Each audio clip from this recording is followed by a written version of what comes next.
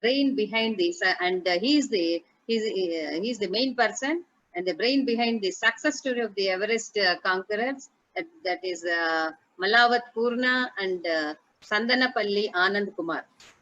13 years age of tribal student from Nizamabad, Telangana, created history on 25th May 2014. And she, that is the Purna, became the youngest girl in the world to scale the Mount Everest.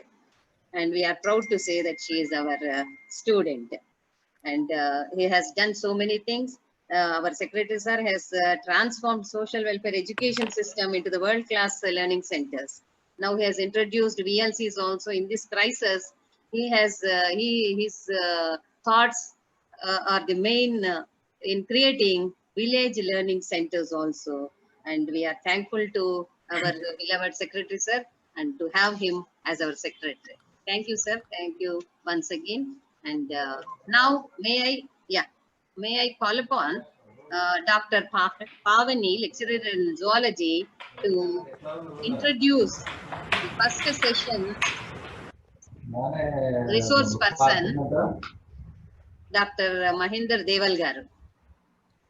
Dr. Pavani? Yes, ma'am. Thank you, ma'am. Yes, go on. Yeah. Hello, everyone. Very good morning. I'm Dr. Pavani, faculty in zoology from TSW RDC Mahindra Hills. I'm very excited to be here in this program with all these eminent personalities.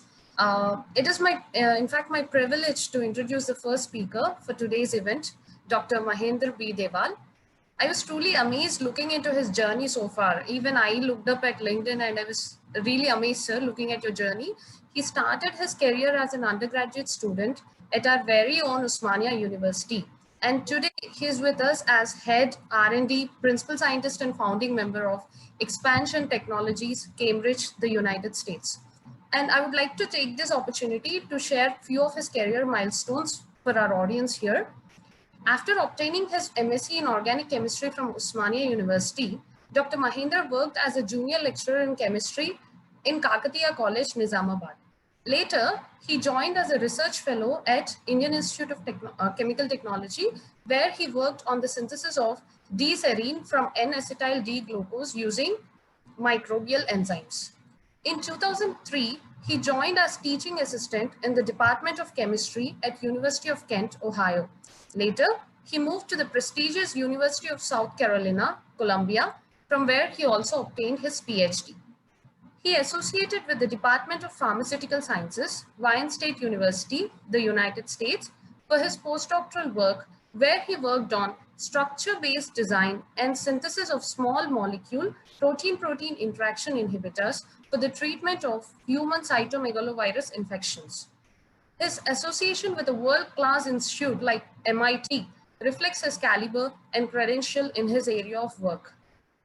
In 2015, he founded Expansion Technologies, a company that is revolutionizing the early detection of diseases through novel super resolution imaging methods. From 2016 to till date, he has been acting as head for the R&D department of the same company, Expansion Technologies. I hope I was able to do justice for the speaker with my little introduction and looking forward for a wonderful and an interactive session, sir. Over to you, sir. Thank you. Thank you. Thank you so much for a great introduction, Dr. Pavani. Thank you so much. Though it is a one-day belated, happy Teachers' Day to all the teachers and lecturers, particularly my guru, Professor D. Ashok garu, who taught me organic chemistry during my undergrad. Can everyone hear me well? Yes, sir. Yes. Yes, sir. Yes, we can Okay, good. hear you. Thank you. Yes, sir. Excuse me. Good, thanks. So, good morning to everyone.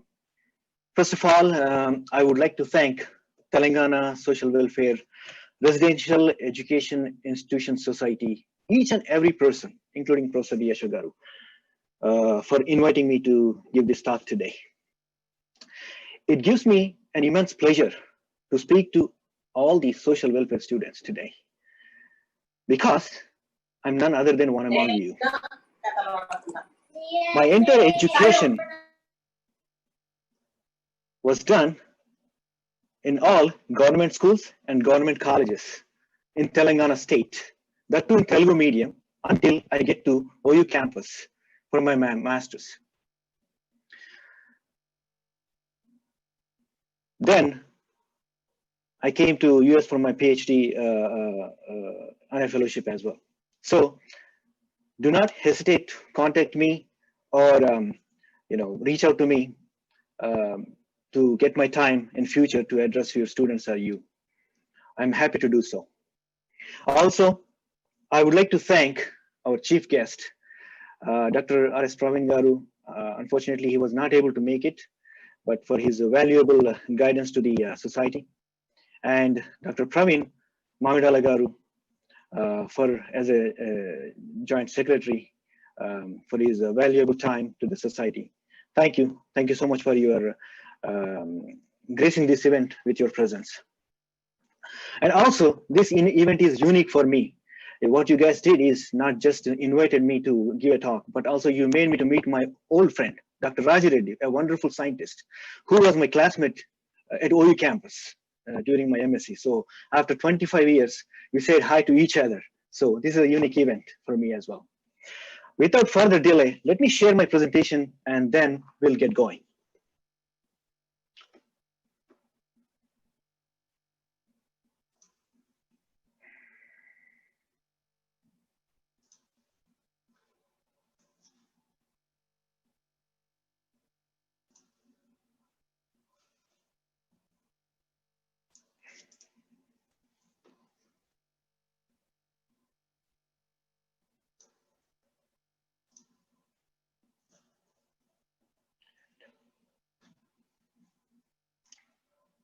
Can everyone see my slides?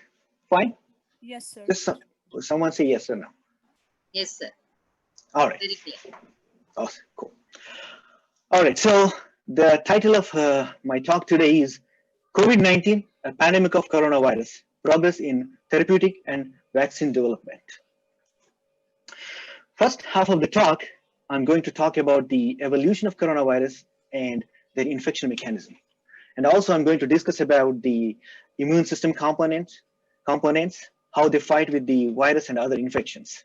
In the second half, I will be mostly focusing on therapeutic and vaccine development methods, approaches, and current progress in their development. COVID-19, a 5-letter, 2-number word, has been shaking the world from past 18 months. So what is this COVID-19? COVID-19 is an infectious disease caused by the most recently discovered novel coronavirus. And in mild cases, it starts with most common symptoms such as fever, dry cough, sore throat, diarrhea, headache, nausea, and so on. But since March onwards, the patients infected with coronavirus, novel coronavirus, also complained about 2 additional symptoms, which is losing the smell and taste. Therefore, most of the countries from March onwards included these 2 symptoms also as a coronavirus identification symptoms, infection symptoms. In severe cases, it causes pneumonia, severe acute respiratory syndrome, SARS. That's why this virus is also called SARS coronavirus, which causes organ failure such as kidney and lung, ultimately leading to the death. When I said novel coronavirus, why this coronavirus is called novel coronavirus? Is there any other coronaviruses already existing in the world? Let's take a look into the history a little bit. The human coronavirus were first described in 1960s. Here, I have listed 4 different serotypes of coronaviruses that were 2 among these 4 were described in 1960s, 2 others were later in late 1990s. All these coronaviruses, 4 these serotypes, human coronaviruses, are originated either from bats or from rodents, but they are transmitted to the human via an intermediate host such as camel or cow. These 4 initial serotypes of coronaviruses does cause only mild symptoms when they infected the humans. That's why they are not considered to be highly pathogenic. They only mostly focused or mostly infected the immunocompromised patients. However, in 2002, SARS coronavirus 1, severe acute respiratory syndrome coronavirus 1 broke out in Fushan, China. And this was spread to only only 30 countries in 5 continents. That's why World Health Organization announced this as an epidemic, not the pandemic, because it was limited to only a certain number of countries. And the source of this coronavirus is also bat, but it is transmitted to the humans via an intermediate host, including the civet cats or raccoon dogs. And this coronavirus 1 also causes mild to severe symptoms, including a death to the patients. Approximately 8,000 people, excuse me, from these 30 countries were infected by this SARS coronavirus 1, having 800 of them were declared dead.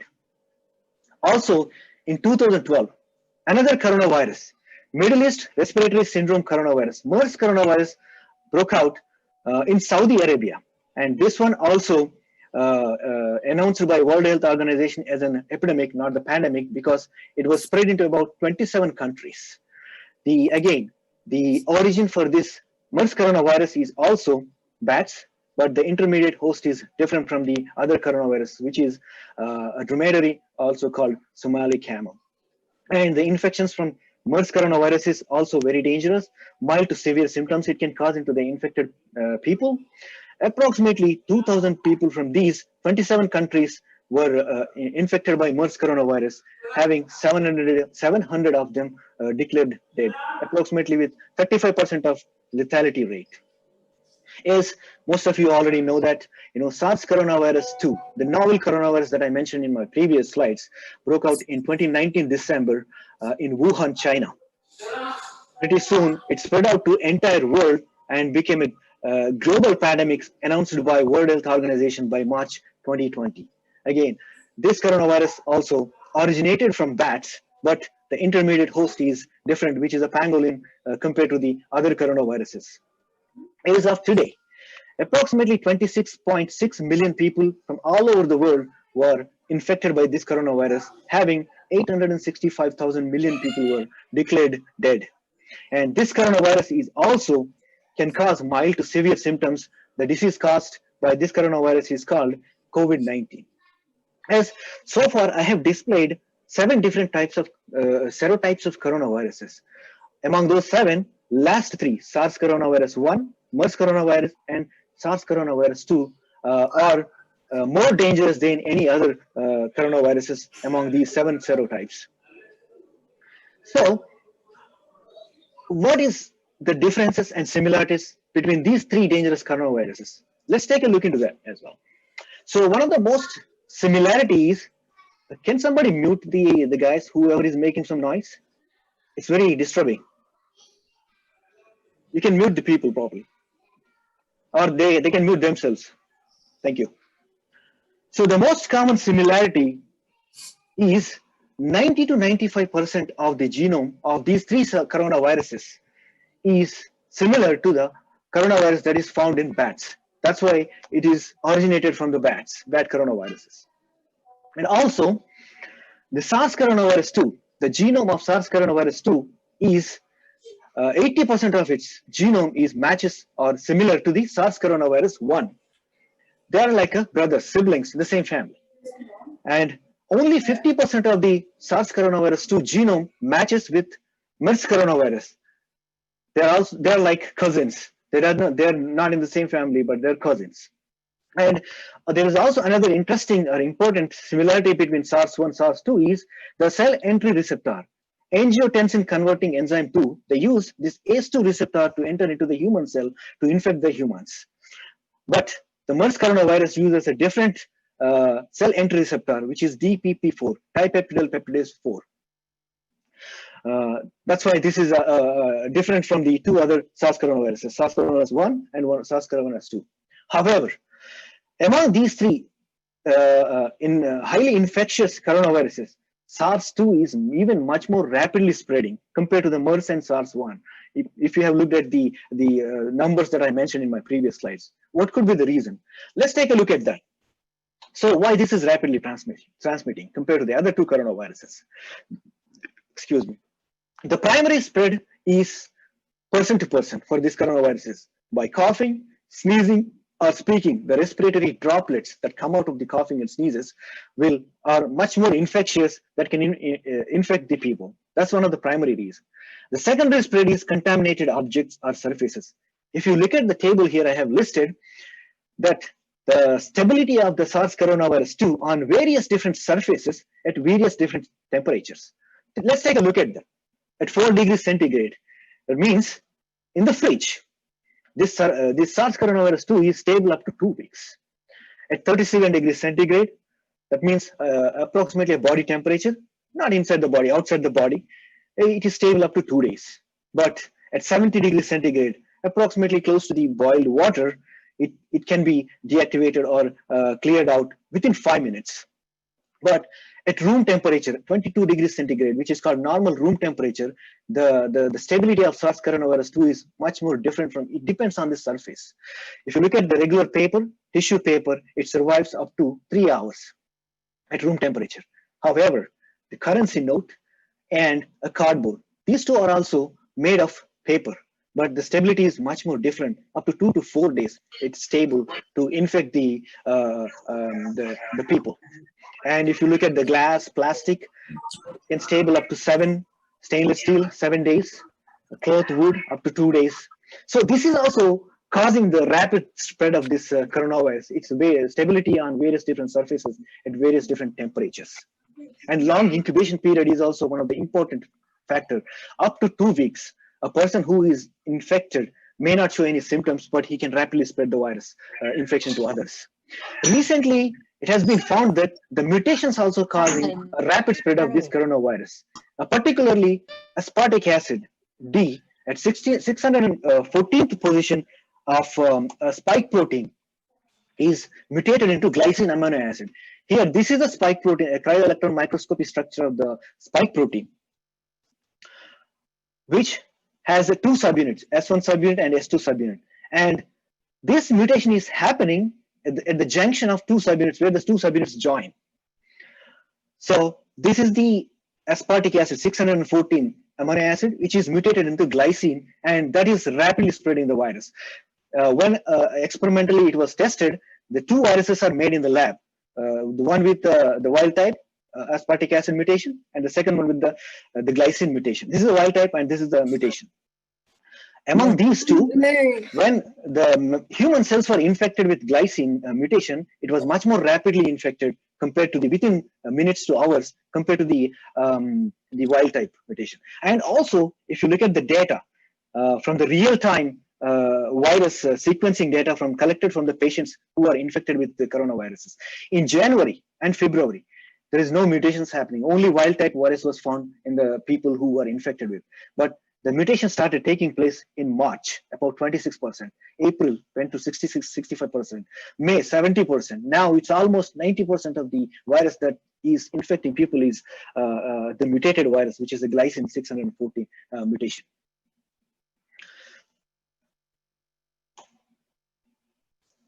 So let's take a look at what is the coronavirus. What is this? Much more details in the coronavirus. So once Peter Medawar, he was an immunologist, a Nobel laureate, defined virus as simply a piece of bad news wrapped up in proteins. Exactly. Like living cells, coronaviruses or any other viruses contain genome. It could be a DNA or it could be a RNA. In case of coronavirus, it is a large positive sense RNA, which is very well securely protected by a nucleocapsid protein. And unlike living cells, the viruses does not divide into multiple of them. It requires a host to replicate itself. Like bacteria or human cells, they divide in 1 to 2, 2 to 4, 2 to 4 to 16 or like that. But viruses does not divide like that. It requires a host to replicate its RNA and become infectious viruses. And if you look at the structural proteins on here, it has very uniquely defined structured protein, which is a spike protein. And that's why these spikes looks like a crown. That's why this the virus is called coronavirus. And it also has envelope protein, membrane protein, which gives a very well organized structure to the coronavirus. This virus belongs to the zoonotic family. Excuse me. That means this virus exists in the animals, but it can infect animals to animals, animals to humans, and humans to humans. The transmission can be happen. So when I said the genome is very well securely wrapped in the nucleocapsid protein, let's take a look at much more closer look into the genome of what is in there. So as I mentioned, it has a large positive sense RNA with 29,000 nucleotides encoding approximately 29 proteins. And this genome is a 2D map here, which can be divided into two parts. First one has two open reading frames, which encodes 16 non-structural proteins that has a very crucial role in function of this virus. And the second part contains 4 structural proteins and 9 accessory proteins.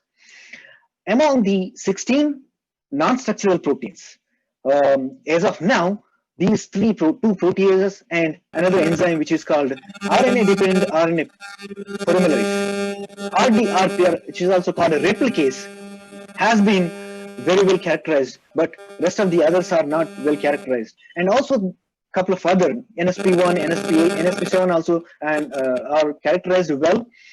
So among these proteins, non-structural proteins, proteases help the virus to cut into small proteins so that they can function functionally very well active when it is translated from one long polypeptide chain.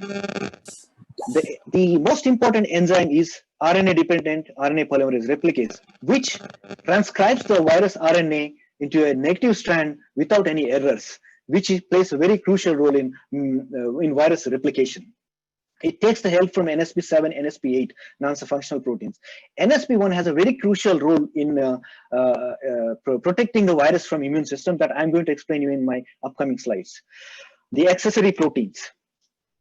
We do not know the functions are not clearly defined yet. There's 9 accessory proteins, but the structural proteins are also very well defined. They have a very crucial role in the viral infection. Nucleocapsid protein protects the genome of the virus. Spike protein is very important, very crucial in for virus to enter into the human cells by attaching to the ACE2 receptor enzyme. Envelope protein, membrane protein provides the structure. So let's take a look at the cell entry mechanism. And here, this is the cell membrane. As I mentioned in my previous slides, coronavirus uses its spike protein by binding to the ACE2 receptor down here to enter into the human cell. Once the spike protein bound to the ACE2 receptor, where the endosome will be formed. Once the endosome forms, the virus goes through certain mechanisms, certain changes in the spike protein, and it fuses into the cell membrane and releases the RNA into the cytoplasm of the human cell. Entire this process is called endocytosis. Here is the cartoon of the interaction between a spike protein and ACE2 receptor on the human cell, spike protein on the virus. The spike protein has 2 subunits, as I mentioned in my previous slide, S2 subunit and S1 subunit.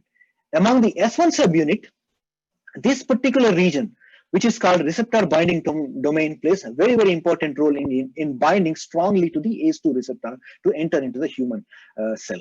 Once it releases the RNA in the human cytoplasm, immediately the cellular enzyme starts translating the first half of the genome of virus genome, which has the open reading frames, into the functional non-structural proteins like proteases and replicase. As soon as the replicase is made in the cellular enzyme, it starts transcribing the positive sense RNA into a negative sense RNA. Once the negative sense RNA is ready to go, again the cellular enzymes does the transcription into various different RNA of the virus proteins like structural and accessory proteins. Then those RNAs will be translated by, again, the cellular enzymes into appropriate proteins, will be transported into their proper places such as Golgi and endoplasmic reticulum, where they get matured into a much more effective proteins, and they will start assembling the virus at the membrane of Golgi or membrane of endoplasmic reticulum. Once the virus starts assembling at the membrane, an exosome will be formed. Once the exosome formed, the exosome reaches to the cell membrane and the virus will be released into the bloodstream to into the outside of the cell to infect the other cells and increase their population more and more. Entire this process, exit process, is called exocytosis. Like I said in the beginning, They do not divide 1 to 2 or 2 to 4 or 16. This is entire process is like an assembly process. It's completely like assembling a car. All the body parts are manufactured various different places of the world, will be shipped into one place, and then assembly will start taking place in one place, and a functional car will be prepared and made at that place. So once virus start infecting the human cells, and it releases the new viruses into the infect the other cells, the very basic defensive mechanism, defensive system activated in the body is immune system. And human immune system has two different types of immune system. One is innate immunity, and second one is adaptive immunity. The very first immunity that responds without non-specifically, which is called a frontline defense, to react or fight with the virus or any other infections. And the innate immunity activated within hours. And also another important point here is this: every human being contains the innate immunity by birth, but adaptive immunity doesn't come with birth. This is like a backup defense. It is very specifically reacted. It requires an antigen molecules specifically to respond. But once adaptive immunity is activated, it lasts for longer times, months to years. It's slowly activated. It takes days to activate. However, there will be always a crosstalk between innate and adaptive immunity systems. And both the immune systems contain various different cell types that I'm going to explain you in a minute. Excuse me. So the innate immune system, which has many different cell types, but I'm going to talk about three major cell types here today. Very first thing, as soon as it is activated, is it releases various different signaling molecules, which are called cytokines and chemokines, proteins and chemicals. These molecules will reach to the infection site and attaches to the infections like viruses and infection cells to generate the signals. Once the signals are generated, macrophages will be activated. These macrophages, basically finding the signals, they go to the virus and find the viruses, they engulf the viruses, they eat it to clear out from the body system. While macrophages are doing their job, nature killer cells start acting. They initiate the suicidal mechanisms in the virus infected cells so that they can be killed themselves. Once the cells are dead, the macrophages will come and eats them up, even the infected cells, the infected dead cells, to clear them out from the body. While macrophages and nature killers are doing their job, antigen presenting cells, they start collecting the antigen molecules from the viruses and virus infected cells and take those antigen molecules and runs towards the adaptive immune system to activate the adaptive immune system. Adaptive immune system contains two different cell types, T cells and B cells. Once they get the antigen molecules from the antigen presenting cells, B cells immediately releases the plasma cells and various different types of antibodies, including the neutralizing antibodies. These antibodies, neutralizing antibodies, they go and bind to the spike protein of the coronavirus so that they inhibit the interactions between ACE2 receptor and spike protein so that they cannot infect the new cells, so that once they basically arrest the virus, once the virus is arrested by the neutralizing antibodies, macrophages will come and eat them to clear them out. And T cells will be divided into two different cell types, cytotoxic T cells and T helper cells. The cytotoxic T cells are kind of a additional force to the nature killer cells. They do the same job. They activate the suicidal mechanisms, they eat of the cells, they kills the cells. Macrophages, they clears out these cells as well. But the T helper cells generates the memory cells. These are the very important cells in the adaptive immune system. So these memory cells, what they do is they remember the characteristic features, the antigen molecules on that particular virus, and they also remember the fighting mechanism, how to clear out the virus. And whenever the new infection, they remain active for months to years. And whenever the virus infection comes into the body, they will clear the virus infections out because they remember their antigen molecules and their infection, their clearing mechanism as well. However, the coronavirus somehow escaping from this immune system attack. There are various different. Can you please mute someone? It's very disturbing. Whoever is speaking, please stop. Okay. All right. So the coronavirus escapes from the immune system somehow. There are various different approaches are available that I'm going to explain in a minute. But the very first thing the coronavirus, as soon as it infects the human body, is it diverts the immune system. It sends the wrong signals to the immune system. The immune system immediately releases a storm of cytokine and chemicals, which is called, process is called cytokine storm.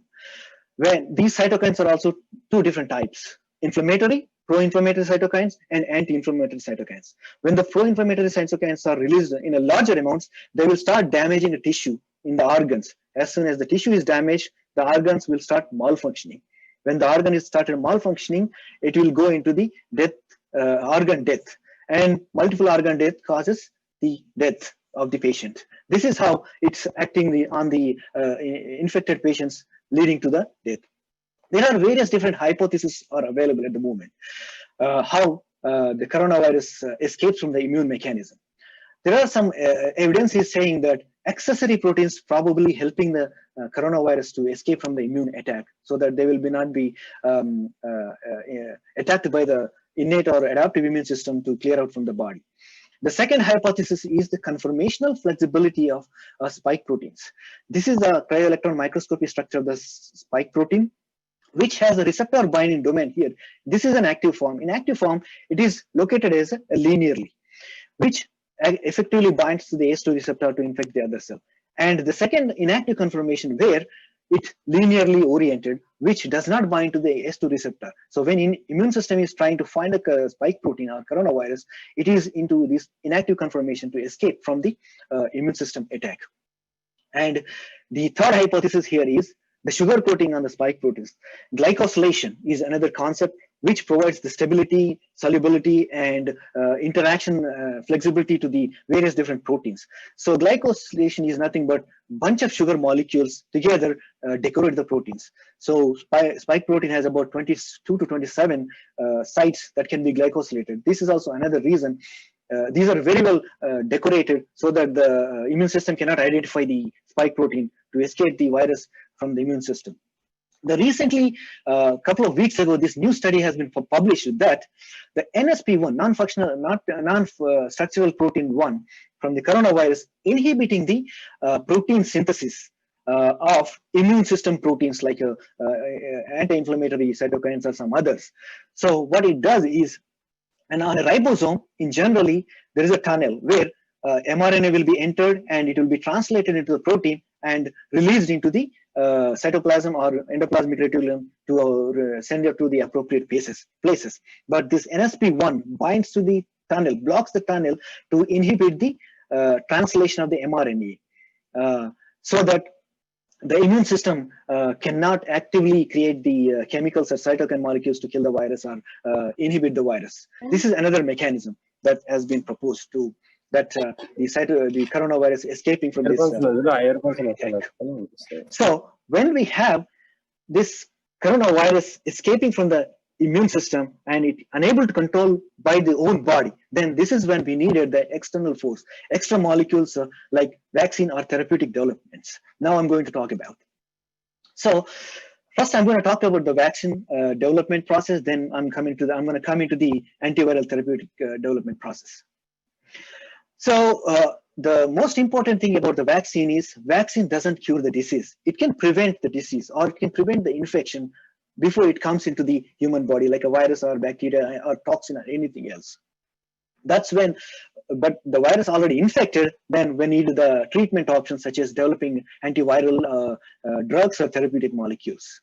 So before I go into the vaccine developments, let's take a look at how does a vaccine works. Vaccine in generally strengthens the adaptive immune systems. When a vaccine is given into the human body, administered into the human body, vaccine is nothing but a virus or virus-like a molecule or virus-like a particle or a part of the virus or a protein or a nucleic acid of a virus. When it is injected, the immune system will be responded. The adaptive immune system thinks that the virus came inside the body. Then the antigen presenting cells collects the antigen molecules and gives to the adaptive immune system, which activates the T cells and B cells. B cells releases the neutralizing antibodies and various different types of antibodies, and T cells generates the memory cells, which clearly remembers the antigen molecules and killing mechanism of that particular virus, and remains as a rapid force or a defensive force when the real virus comes into the body to clear them out from the body. So the virus or vaccine or potential therapeutic development has two different stages: preclinical stage and a clinical stage. In preclinical stage, the vaccine or a drug molecule is developed in the lab, created in the lab, and tested in the mammalian cells first. Once it is passes that stage, it will be tested in the animals. Once the safety levels are cleared in the animals, it will be, if possible, will be tested couple of healthy individuals at preclinical stage if they find any healthy volunteers. Otherwise, it will be moved into the clinical stage. In clinical stage, there are 4 different phases: phase 1, 2, 3, and 4. In phase 1, there are less than 100 healthy individuals will be tested for safety and dosage of a vaccine or a drug molecule candidate. Approximately 70% of the candidates will pass from phase 1 to phase 2. In phase 2, more than 100 people, up to a couple of hundred, 200 to 300 people will be tested for the efficiency of the vaccine candidate or the drug candidate, and also they test for any severe side effects. And approximately 33% of the candidates will pass through phase 2. In the phase 1 and 2, only healthy individuals will be tested for any potential drug between the age of 18 to 55. And phase 3 is the most important phase, where thousands and thousands of people will be tested for the safety, efficiency, and side effects, adverse reactions, not only in the healthy individuals between 18 to 55 years age, but also more than 55 years age, older people, as well as people with conditions, pre-existing conditions such as diabetic patients, heart patients, or dialysis patients, etc., will be tested for the safety, efficacy. Then at this stage, the regulatory committees will decide whether it can be released into the market as investigational new drug or new vaccine or emergency vaccine. Once it is released into the market, still this is called a phase 4, and it will be continuously monitored in the real world for the to check the long-term side effects. Approximately 25% candidates will be passed from phase 3 to phase 4, and less than 10% will be passed from phase 4 and clears out complete clearance to as a vaccine or a drug candidate. So in creating a vaccine, there are various different methods or approached used to develop vaccines for the coronavirus, present SARS coronavirus 2. To develop vaccines, the most important molecules from the virus are antigen molecules are very important. In SARS coronavirus 2 case, structural proteins such as matrix, nucleocapsid, envelope, and spike protein. Spike is the most important protein, plays a very important role in developing the vaccines. As of today, according to the World Health Organization, approximately 176 potential vaccine candidates are under development, and 34 of them are presently in human clinical trials. So among various different methods, I'm going to go through one by one different approaches. The first approach is using the viruses themselves as a vaccine. There are 2 methods in here using viruses to develop potential vaccines. First method is live attenuated virus or weakened virus. They take the original, let's say coronavirus, take the coronavirus, may weaken it using various different methods. For example, passaging them in human cells or animals until it gets weak, because viruses mutate constantly. It could be a bad mutations or good mutations in the sense of virus. When bad mutations happens to the virus, it weakens the virus capacity. When good mutations happens to the virus, it becomes more and more stronger. So these are the examples: smallpox vaccine, measles, mumps, rubella, MMR vaccine, chickenpox, influenza vaccines are successfully developed using this live attenuated method, are currently being used. At the moment, Indian Immunologicals, Serum Institute of India, Codagenics, these companies are presently using this method to develop vaccine against coronavirus. These are all at the moment in preclinical stage. Still, preclinical studies are ongoing. This is a bit time-consuming process. The second method is using the inactivated virus, killing the virus using certain chemicals like formaldehyde, or Heat-induced inactivation also is one of the popular, or egg albumin, using egg albumin to inactivate the viruses. So when the virus is inactivated, it cannot infect them. It can just act as a pseudo. Can also induce the immune response. The examples include polio virus vaccine, hepatitis A, rabies are successfully developed using this method and currently being used in the world. Sinovac, excuse me, Sinovac, Dynavax, and Bharat Biotech are the companies, one of the front-runner companies, using this method to develop the vaccines. At the moment, they're all conducting human clinical trials when phase 1 and 2 clinical trials are ongoing.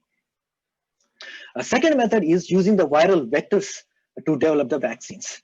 This approach is also has two different methods, which is using the replicating viral vectors. In this method, basically they use live attenuated virus. They engineer the virus, attenuated or weakened virus, or such as measles virus, and now recently people are using vesicular stomatitis virus also as one of the replicating viral vector. Engineer them so that, for example, for coronavirus case, they engineer the spike protein gene into this attenuated virus so that it can express the spike protein to induce the immune response. Second method is using non-replicating viral vectors. So these are all live viruses, but they don't replicate like a viruses. So amount of the virus is given inside the body will induce the immune response. They can be engineered, such as engineer the spike protein into this virus vector that can express the virus spike protein in the once enters into the human body, so to induce the immune response. Most commonly used vectors are adenoviruses, which are most commonly cause mild flu or cold in humans. This Consumer Biologics is the company that is far ahead in any of the companies developing the potential vaccine for coronavirus 2. They have used adenovirus, non-replicating adenovirus vector, a serotype 5, 85 vector. They engineered it to spike protein into it to express the spike protein gene in the when it is administered. So they have successfully completed. They went very rapid speed. When the virus infection was discovered in December 2019, by February they completed the preclinical studies, which usually takes approximately around 5 years. And entire this process, the preclinical to clinical process, takes approximately 10 to 12 years to develop a vaccine or a potential drug candidate. But because of the emergency now, lots of regulatory authorities are given lots of parallel conduction studies. So many reliefs to the vaccine development companies. So that's why they were able to do much more faster vaccine development. So right now, phase 1-2 is ongoing for this particular vaccine candidate, and they also published interim data, which showed some good signs. In phase 1, they conducted conducted on 108 people. Phase 2 they're doing on 500 people. Currently they're recruiting for thousands of people for phase 3. And entire this study was done only in China. This is a Chinese-based company. They have this vaccine in their report. They said it has a very good safety profile without any side adverse events occurred. These systemic reactions is common, like mild fever, fatigue, headache. When a vaccine is administered, a new vaccine is administered, if these small reactions are present for a couple of days, is fine. If they are beyond the couple of days, which is a serious adverse event. So that is not observed in this vaccine candidate, and it induced a rapid immune response within 2 weeks of the administration. They monitored the antibody production, T cell production, up to 4 weeks, 28 days. The second company, AstraZeneca, together with Oxford University, are developing another vaccine. They are using a chimpanzee adenovirus. This is also non-replicating virus vector. They have engineered spike protein into chimpanzee adenovirus vector. They have also successfully completed preclinical studies. Presently, they are conducting phase 1, 2, 3 simultaneously on thousands and thousands of patients. They also released interim data, which showed very good signs. 91% participants showed very good immune responses. They also monitored up to 56 days, approximately 2 months, that the antibodies produced are sustained and the T cells produced are durable. Their longevity is maintained. And good thing about this is they are conducting the clinical trials not only in the UK, but also various different countries, Brazil and South Africa as well. So their goal is to produce approximately 2 billion doses globally by end of next year. Another company, Janssen Pharmaceuticals, is a sister company of Johnson & Johnson. They're also using a non-replicating adenovirus vector, engineering the spike protein. This is a 26th serotype. Successfully completed a preclinical study. Currently, phase 1 and 2 is ongoing. They're also conducting in US and Belgium, multiple different countries. They're planning to extend their studies in Japan, Netherlands, Spain, and Germany as well. They also published interim data, showed a very decent, very good results. And their goal is to produce to about 1 billion doses globally by end of next year. And second approach is using the nucleic acids as a potential vaccine candidates to develop vaccines against the coronavirus. So this is the cryo-electron microscopy structure of the spike protein I have mentioned in my previous slides as well. And in this method, they can also use the only a receptor binding domain or only a particular subunit, S1 or S2 subunit, encoding either DNA or RNA to develop the potential vaccine candidate. In DNA in general, the DNA plasmid will be directly injected into the muscles to generate the immune response. But RNA need to be encapsulated into either a lipid nanoparticles or a formulation, certain type of formulation to inject into the human body. Moderna Therapeutics, this is a USA-based company. They are using, they're developing a mRNA 1273 vaccine. They're using RNA that encodes the entire spike protein in a prefusion form. They're encapsulating this mRNA into lipid nanoparticles and administered into the muscles intramuscularly. They completed the preclinical studies. Presently, 3 phases are simultaneously ongoing in multiple countries with multiple thousands of people. They also released interim data with very good results, monitored up to 2 months, with that produced neutralizing antibodies and T-cell responses as well. Their goal is to produce 500 millions to approximately 1 billion doses per year from next year onwards. The second company, BioNTech, a German-based company, together with Pfizer and Fosun Pharma from China, Pfizer from United States, developing another mRNA-based vaccine to fight with coronavirus 2 infections. They actually started with 4 different candidates, of one of them using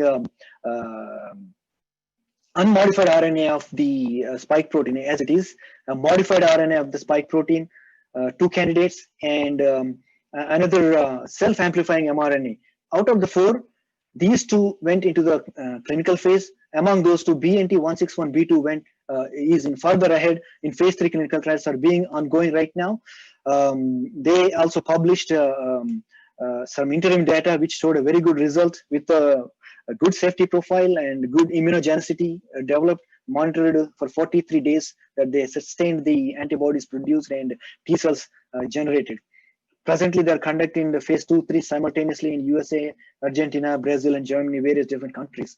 Their goal is to produce 100 millions to 1 billion doses per year from beginning of next year. Inovio Pharmaceuticals is another US-based company developing a vaccine which is called INO 4800. They are using DNA-based vaccine. They are using a plasmid that encodes the spike protein. So they also have a device developed. They can intradermally, using electroporation method, injected or administered in the skin, which even faster spreads into the, activates the immune response. So they successfully completed a preclinical studies. Presently, phase 1 and 2 are ongoing. They're all conducting in multiple countries like US and Korea. And one important thing is this is the only company presently have a vaccine candidate. It's phase 2 clinical trials for MERS coronavirus, another coronavirus that I mentioned in my previous slides. The other approach is using the proteins to develop the potential vaccine candidates. In protein-based methods, either spike protein, a part of the spike protein will be directly injected using formulations. So Novavax is the company that using the spike protein subunits and enter spike protein into lipid nanoparticles to develop the potential candidate to fight with this coronavirus. They successfully completed preclinical. Right now, phase 1-2 is ongoing. They also released interim data up to 4 weeks. Sustainable results were obtained in 100% of the participants. Phase 1 and 2 is also going on multiple countries, including US and Australia. So now I'm going to talk about the therapeutic developments, what's going on. So in therapeutic developments, there are two methods are approached. Two approaches are developed. One is repurposing the existing therapeutics. Second one is developing the new targeting drugs from the scratch. In repurposing the therapeutics, the existing broad spectrum of antiviral agents could be, or maybe any other drug molecules will be screened against this coronavirus to find the potential therapeutic molecules. Second one is the developing the drugs from the scratch, which is very time consuming. So that's why the first method is much more rapid. So I'm going to give you some examples in my upcoming slides. As of today, approximately 379 potential therapeutic agents are under development. 293 are already in human clinical trials. So these are the candidates that are identified in drug repurposing, which antiviral already approved by FDA and CDGI in India for the various virus infections. I'm not going to go into the details because we are almost running out of the time. My apologies for taking extra time. I'll be wrapping up in a couple of minutes. So all of these are targeting particular proteins of the coronavirus. And the remdesivir has been already approved as an emergency use, already being used in the people all over the world. And also favipiravir also approved as an emergency use to treat with patients with mild infections. This is to treat with patients with severe infections. And these three also are presently are being tested in various different patients. Favipiravir, as I mentioned, this is the structure of the prodrug. Once it enters into the body, it will be phosphorylated using the body enzymes. This is the active form of the drug. Right now, it's in the phase 3 clinical trials. As I mentioned, it's been approved already, and also in India, it's been marketed by multiple companies. This enzyme targets the replicase enzyme, RNA-dependent RNA polymerase, to inhibit the virus replication of coronavirus infections. Remdesivir also targets the replicase. Multiple companies are marketing this in India and US, all over the world. This is the structure of the prodrug, which will be converted into active drug. Is a mimic of adenosine, which is a nucleotide that makes the nucleic acids such as DNA and RNA, which is currently in phase 3 clinical trials. This molecule actually potentially being developed to control the infections of Ebola viruses. But when it is repurposed, it showed very good promising results towards the coronavirus. That's why it's been in the clinical phases, and now anytime it can be approved, it will be approved as a full drug for the to treat the coronavirus patients. And this is a crystal structure where it showing the inhibition mechanism of the replicase. This is another molecule collaboratively being developed by Emory University in the US, Ridgeback biotech company, and Merck Pharmaceuticals. This is called EIDD2801. This can be taken as an oral pill. This molecule also is being developed to protection from Ebola virus infections. But when it is repurposed against coronavirus, it showed promising results. Presently, phase 1-2 studies are ongoing. Hopefully, this will be soon approved to protect people from coronavirus infections.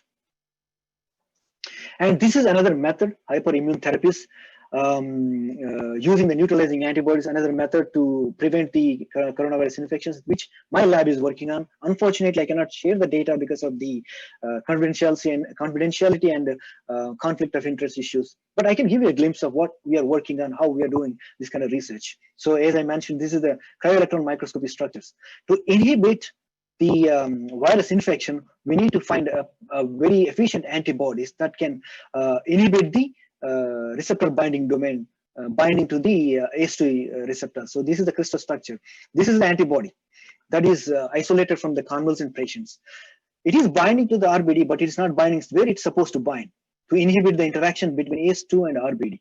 So what we do is we take these type of antibodies isolated from the convalescent patients, use some machine learning and computational algorithms, make them better, synthesize them in the lab, and test them in the pseudovirus, then test them in the real virus. And this is how we are trying to develop potential hyperimmune therapies in my lab.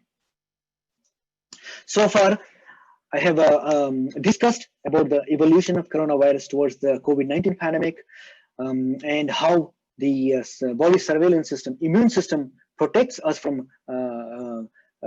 virus or any other toxin infections, how even virus escapes from these immune protection systems. And however, and also I have discussed about the potential developments in the vaccine and therapeutic molecules of the coronavirus to COVID-19 infections. However, as I mentioned, among the 7 serotypes of the coronaviruses, 3 of them are very dangerous, much more lethal, pathogenic: SARS-1, SARS-2, and MERS-2. All these 3 coronaviruses till date, this SARS-1 was existing from 18 years, MERS existing from 8 years. Still, we don't have any vaccines to protect from these 2 infections. They may come back, and also SARS-2 coronavirus. So how can we protect from the infections? Here is the slide. This mostly the chemistry students can understand better, because these cartoons are much more useful and informative to the chemistry students. So social distancing is one of the important. Lots of people are saying social distancing is important. Stay home unless until you need to go out. And to strengthen your immune system is also very important. Most important thing is you have to live like you're living with the virus in your house. That's what is, you have to take it. And strengthen your immune system by eating a very proteinaceous or healthy food, healthy diet, nutritional food. Get some sufficient sleep. Be active. Get some active work style. Exercise like that, so that your immune system will be strengthened, particularly adaptive immune system, to protect you from virus infections. Even though it is coming, you are infected with the virus, the immune system fights much more effectively to clear it out from the body. So in my journey started from OU campus at Department of Chemistry. On OU campus, I started learning chemistry from there. Then I briefly worked at CSR IISCT a couple of years, where my research experience started. Then I moved to South Carolina Department of Chemistry and Biochemistry for my Ph.D., where I successfully completed in organic chemistry. Then I moved to Wayne State University for my postdoctoral studies, where I learned how to work with bacteria while I'm exploring my synthetic skills.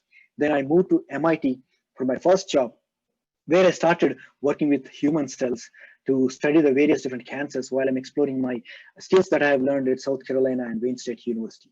At presently, I'm working at Expansion Technologies. Right now, we are developing various early stage diagnostic methods to detect the cancers in early stage. However, since the pandemic started, we take up the antibody therapeutic project, and actively we are working on developing novel antibodies to fight with the coronavirus infections. So I would like to take this time to thank all the people who helped in this my journey, my students, my mentors, my teachers, my gurus, my students, my colleagues, my friends. Without their help, including my family members, without their help, I don't think I would have been what I am today and where I am today. Having said that, thank you so very much for your patience. I appreciate your time. I apologize for taking 7 minutes longer, but I'm happy to take any questions if you have.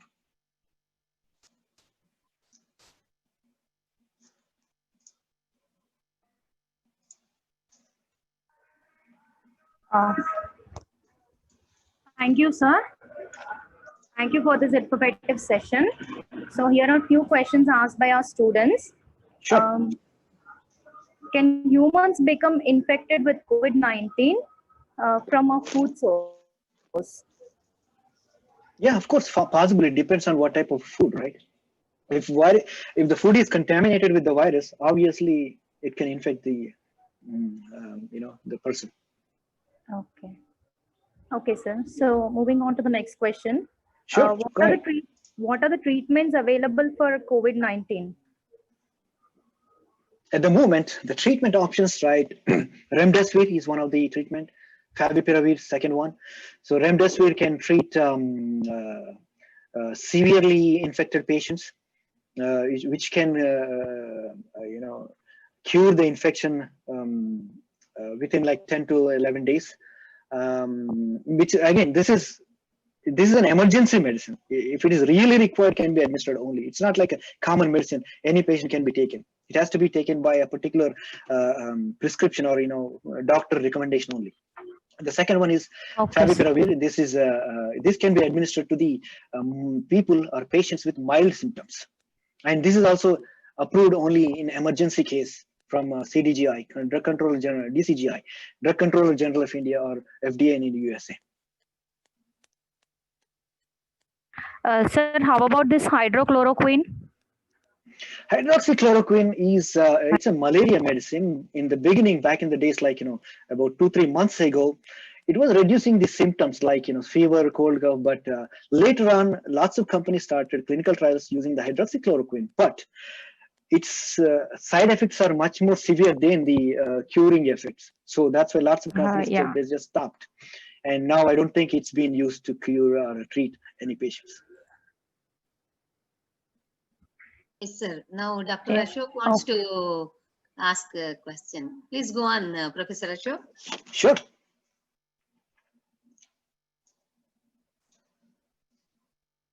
Professor Ashok, we are unable to hear you. Dr. Mahendra Dewal, Yes. Yes, sir. your talk is very excellent, highly informative, useful, and definitely it is useful to many young people who are attending. Thank you very much. But Thank I you, have sir. one My question. pleasure. I have one question. Sure. Recently, there were two contradictory statements by USA and WHO.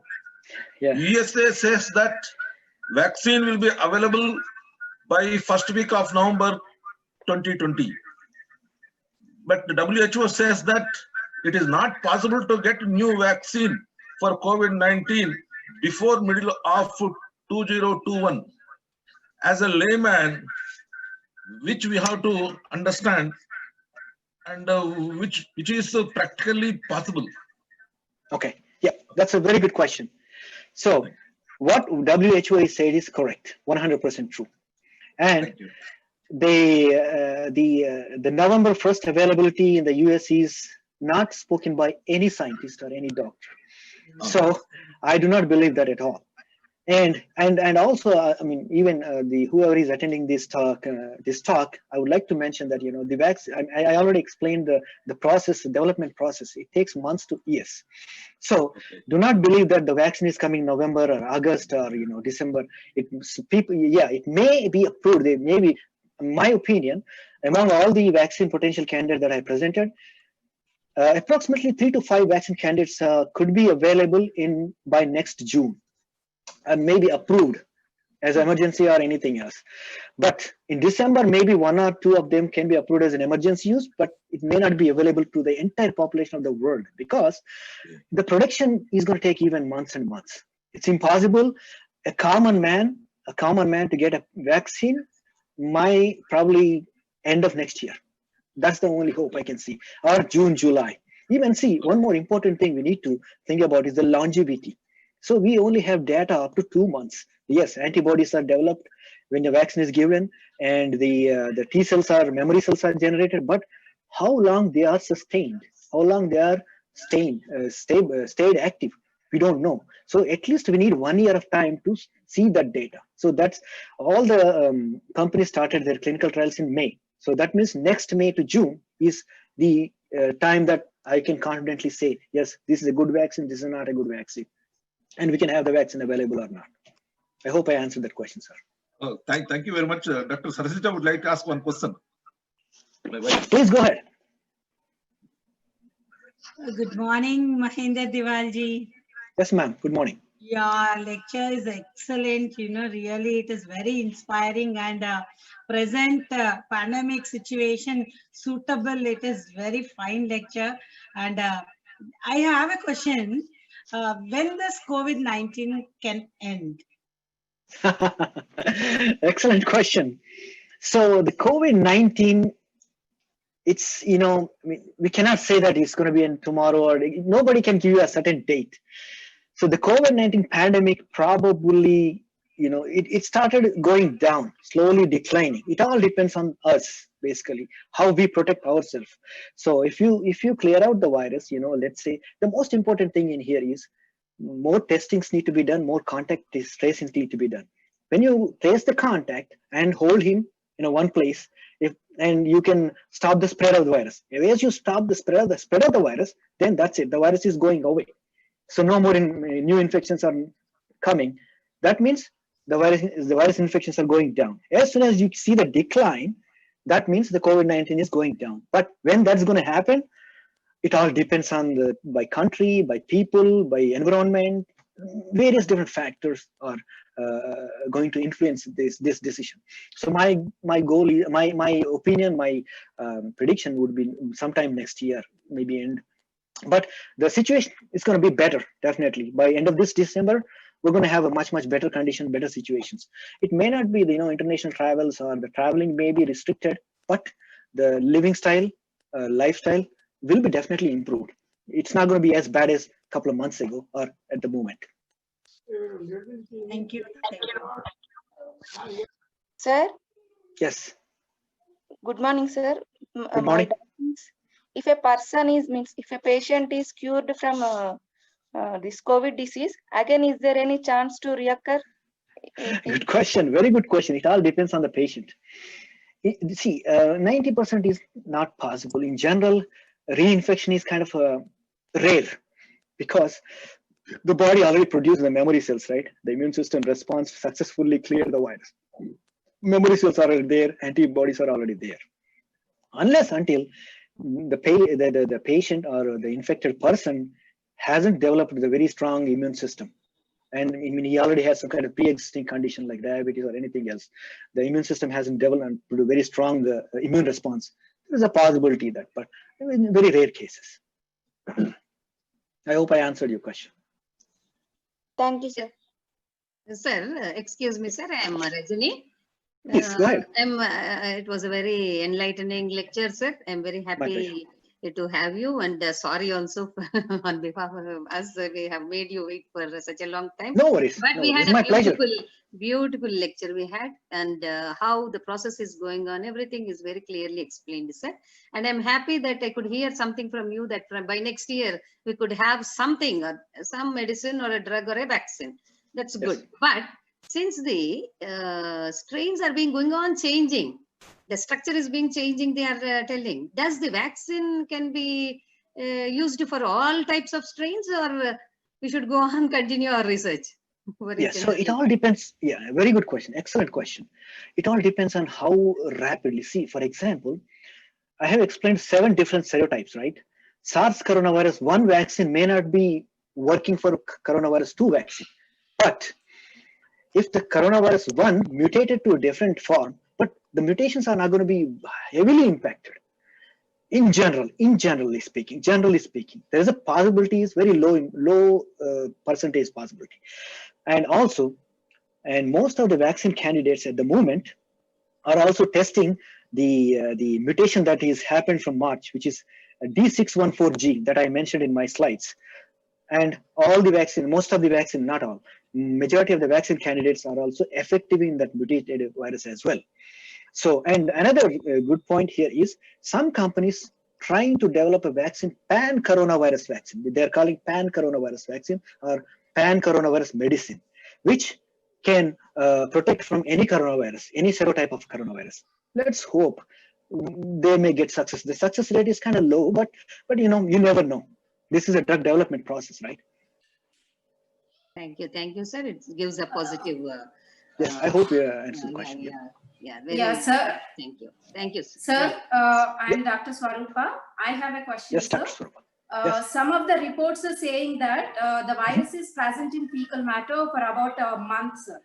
Sir, is there any chance for transmission from these fecal matter, sir? Fecal matter, right? It's a very good question. We do not have any data saying that it transmits from mother to child. In fact, not even from mother breastfeeding as well. So the chances are very, very, very low. We do not have any, because this is a respiratory virus. So respiratory virus mostly majority transmits through respiratory fluids, respiratory droplets. So not even it transmits through blood. So the chances are low. I hope I answered your question. Okay, sir. Thank you, sir. Thank you. Thank you very much, sir. I think Dr. Rajareddy Garu is waiting. Sure. Now I request Swarupa to present a memento to our Dr. Mahendra Deval Garu. Please, Swarupa. Yes, ma'am. Yes, ma'am. Good morning, everyone. It's been an honor for us to have Dr. Mahendra Deval Garu with us today. We thank you, sir, for starming our brains to think differently with regard to the present COVID-19 pandemic. Thank you, sir, for giving us the detailed view into COVID, the viral structure, and the progressive infection and pathogenesis. All of us must have understood that there are various strains of coronavirus, and the current pandemic is caused by a novel COVID strain. I, being a microbiology faculty, express my thanks to you for sharing such a comprehensive session, especially on the course of infection, including the endocytosis, replication, assembly of the viruses. Also, the immunity towards the virus. Your talk has been very student friendly, and I hope our students have imbibed this detailed information about COVID. Sir, you have given a clear picture on the recent developments of vaccines and repurposing of therapeutics. I thank you for this detailed information, sir. And one more thing, sir. Recently, I was fascinated by your interview on Q News, wherein I came to know that you are alumni of Giraj Government College, Nizamabad. Coincidentally, I too have graduated from the same college. And I would like to reproduce some of the words spoken by you in that program, sir. You said, you said and proved the language is not a barrier, whether it is English medium or Telugu medium, to aspire high. Just believe in yourself and be confident. I hope our students also get inspired by your words and believe in themselves. Thank you, sir, for giving me this opportunity. Thank you. It's my pleasure. Thank you so much for your kind words. And also, I mean, if I haven't answered any, there may be many questions. Whoever has any additional questions can reach out to me on Facebook or Twitter. I'm happy to answer your, clear your doubts question, because lots of people have lots of doubts, and, lots of problems as well. So feel free. Thank you so much for hosting me. Thank you, sir. Thank you, Thank you, Swarupa, Dr. Mahendra. Yeah. Thank you, Dr. Mahendra. My pleasure, sir. Thank you. All the very best.